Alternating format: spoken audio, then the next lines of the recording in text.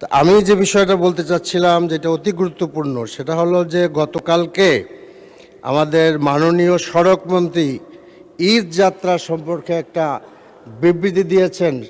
সেখানে তিনি বলেছেন যে ঈদ যাত্রার স্বস্তি ছিল। তো ঈদ যাত্রার স্বস্তিটা একটু আমি আপনাদের সামনে বলতে চাই আপনাদের মাধ্যমে। আমাদের আর বিআরটি এর রিপোর্ট অনুযায়ী এই ঈদ যাত্রায় 170 জন মারা গেছে, আর হলো যাত্রী কল্যাণ সমিতির রিপোর্ট অনুযায়ী 370 জন। 200-র বেশি সার্ভিস ও ফিচারে লেনদেনের সব বিকাশ অ্যাপে সম্ভব। এরপরে আমরা দেখলাম যে দৌলতদিয়া একটা আস্ত বাস পানির নিচে চলে গেল। তো এখন আমাদের সড়কমন্ত্রী, মাননীয় সড়কমন্ত্রী বললেন যে স্বস্তি যাত্রা ছিল।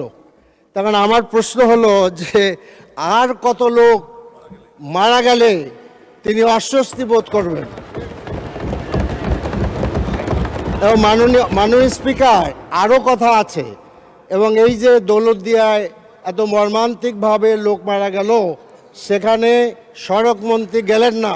মাননীয় সদস্য, দয়া করে আপনি একটা নোটিশ প্রদান করতে পারেন বিধি অনুসারে। মৃত্যুবরণ যারা করেছে তাদেরকে মাত্র 25,000 টাকা, জীবনের মূল্য ধরা হলো 25,000 টাকা, আর আহতের জন্য 15,000 টাকা। মাননীয় সদস্য, আপনি একটা কয়েক সেকেন্ড আপনি নোটিশ প্রদান করতে পারেন, তারপরে আমরা বিবেচনা করব। অসংখ্য ধন্যবাদ মাননীয় সদস্য।